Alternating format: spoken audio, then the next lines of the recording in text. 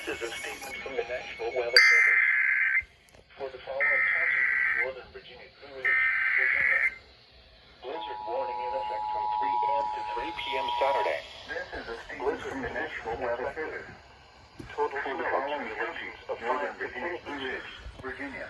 Winds gusting as high as 55 miles per hour. 3 p.m. Saturday. The areas affected blizzard conditions Northern Virginia, Blue Ridge. Total snow accumulations of 5 to 10 inches. Winds gusting as high as 55 miles per hour. The areas affected include Northern Virginia, Blue Ridge.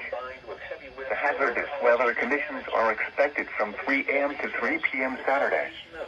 Impact travel could be very difficult to impossible. Strong winds combined with heavy wet snow will cause tree damage. Additional details: the combination of snow and blowing snow will reduce visibility below 1/4 mile. Blizzard conditions are most likely between 7 a.m. and noon. Travel should be restricted to emergencies only.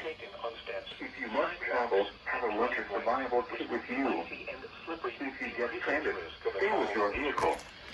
When venturing outside, watch your first few steps taken on steps. Next.